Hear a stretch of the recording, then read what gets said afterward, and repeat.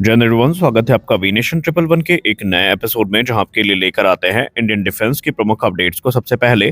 तो चैनल को सब्सक्राइब करना मत भूलिएगा।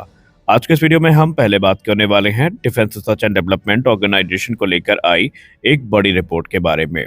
Defence research and development organisation इस समय एक के बाद एक जो बड़ी सरप्राइज है वो देती जा रही है। पहले इन्होंने तेजस मार्क 2 पर बात करी, फिर इन्होंने एडवांस मीडियम कॉम्बैट एयरक्राफ्ट पर बात करी, और उसके बाद इन्होंने हाल ही में प्रोजेक्ट कुश को लेकर एक महत्वपूर्ण जानकारी साझा करी, जिसके बारे में हमने आपसे बात करी। लेकिन अब डीआरडीओ चीफ ने एक और बड़ी रिपोर्ट दे दी है, जिसका इंतजार हम सबको काफी लंबे समय से था। और ये अपडेट है जोरावर लाइट टैंक से संबंधित। DRDO chief doctor Sameer V Kamat sir ने कंफर्म कर दिया है कि जोरावर लाइट टैंक के जितने भी इंटरनल ट्रायल्स उन्होंने प्लान करे थे, जितने भी इंटरनल ट्रायल्स होने थे, ये पूरे कर लिए गए हैं। और क्योंकि 2025 के अंत तक ये माना जा रहा था कि जोरावर लाइट टैंक के जो यूजर ट्रायल्स है वो शुरू किए जाने हैं, तो इस पर उन्होंने एक बड़ी टिप्पणी करी है। उन्होंने कहा कि भारतीय थल सेना अब पूरी तरीके से जोरावर लाइट टैंक का जो यूजर ट्रायल है वो करने के लिए तैयार है, और बहुत जल्दी ये टैंक भारतीय थल सेना को हैंड ओवर कर दिए जाएंगे। डीआरडीओ चीफ ने मिनिस्ट्री ऑफ डिफेंस के पॉडकास्ट, जिसका नाम रक्षा सूत्र है, उसमें बात करते हुए कहा कि ये प्रोग्राम अब उस स्टेज में पहुंच चुका है जहां पर भारतीय थल सेना अब निश्चिंत होकर के इनका जो वैलिडेशन है वो कर सकती है। या और आसान शब्दों में बात करें तो टैंक को ले जाकर के अपने मन मुताबिक टेस्ट आयोजित कर सकती है और वैलिडेट कर सकती है कि ये टैंक उनके रिक्वायरमेंट्स को पूरा कर पाते हैं या नहीं। और ये एक क्रिटिकल ट्रांजिशन है डेवलपमेंट से इंडक्शन ओरिएंटेड टेस्टिंग का। उन्होंने कहा कि डीआरडीओ ने ऑलरेडी इन टैंक्स के जितने भी इंटरनल इवैल्यूएशंस थे वो कर रखे हैं। हमें जितने भी डेवलपमेंटल इंफॉर्मेशन चाहिए थी इस टैंक से रिलेटेड हमने प्राप्त कर ली है, लेकिन हम इंश्योर करना चाहते हैं कि भारतीय थल सेना को किसी प्रकार का मलाल ना रहे। और इसीलिए भारतीय थल सेना के दृष्टिकोण से अपकमिंग जो यूजर ट्रायल्स होने वाले हैं ये काफी महत्वपूर्ण होंगे। उन्होंने ये भी कहा कि ये ट्रायल बेसिकली फरवरी से शुरू होंगे, जहां पर पहले इन टैंक्स को हाई एल्टीट्यूड कंडीशन जैसे कि लद्दाख रीजन हो गया वहां पर टेस्ट किया जाएगा, जो कि प्राइमरी एरिया ऑफ डिप्लॉयमेंट भी होने वाला है इन टैंक्स का। अब क्योंकि जोरावर टैंक को बनाया ही इसी उद्देश्य से गया था कि हाई एल्टीट्यूड इलाके में इनको ऑपरेट किया जाए, और इसीलिए वो चाहते हैं कि जोरावर की mobility, power pack performance, crew ergonomics और सिस्टम रिलायबिलिटी का टेस्ट भारतीय थल सेना करे और देखे कि एक्सट्रीम कोल्ड और रेयर इन्वायरमेंट में, जहाँ पर हवा काफ़ी थिन होती है, वहाँ पर ये टैंक्स कैसे परफॉर्म करते हैं। अगर फिर भी भारतीय थल सेना किसी बदलाव की बात करेगी तो डीआरडीओ उस बदलाव का स्वागत करेगा और भारतीय सेना की रिक्वायरमेंट्स को पूरा किया जाएगा।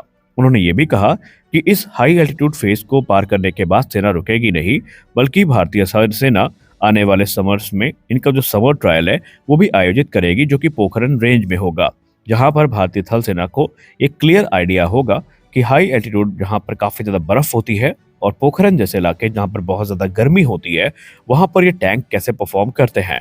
डीआरडीओ कंफर्म है, डीआरडीओ कॉन्फिडेंट है कि ये टैंक सेना के रिक्वायरमेंट्स को अब पूरा कर सकते हैं। अब ये सेना के ऊपर है कि वो इसको किस प्रकार से टेस्ट करते हैं।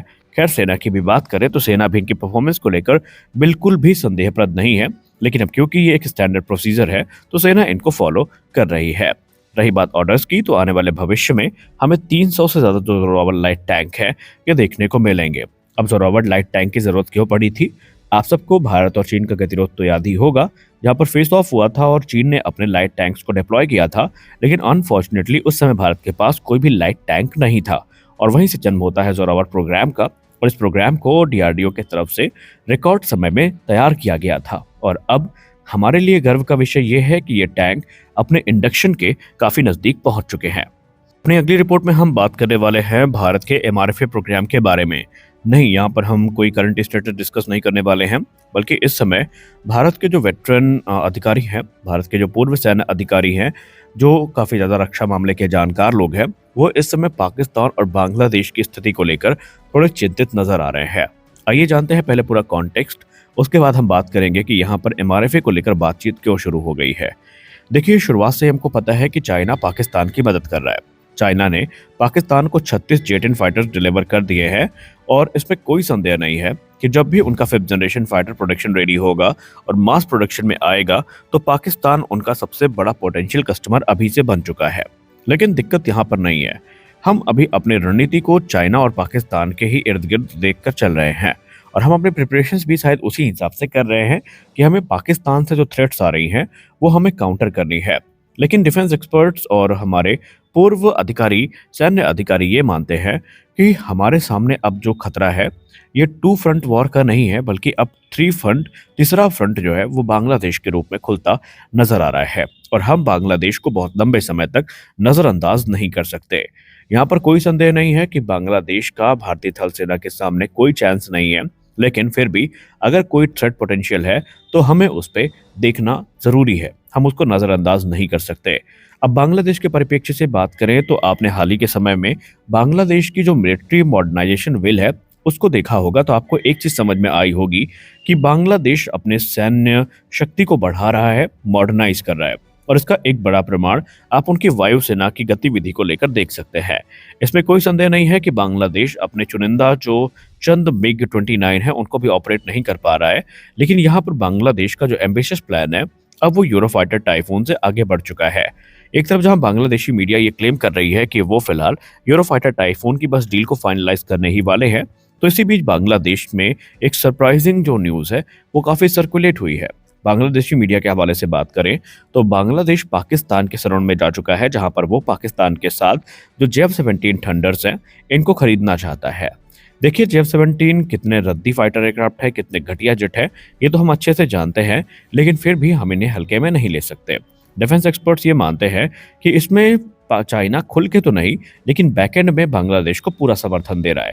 और हाल ही में एक मीटिंग का भी जिक्र हुआ है जो कि बांग्लादेशी अधिकारी और पाकिस्तानी अधिकारियों के बीच में हुई थी। और यहाँ पर JF-17 थंडर, जो कि पाकिस्तान का असेंबल किया हुआ और चाइना का बनाया हुआ एक मल्टी रोल फाइटर एयरक्राफ्ट है, इसको बांग्लादेश खरीदना चाहता है। सैन्य विशेषज्ञ ये मानते हैं कि हो सकता है बहुत जल्दी ये डील फाइनलाइज कर भी ली जाए, लेकिन अब भारतीय वायुसेना के लिए ये एक अलार्मिंग सिचुएशन है।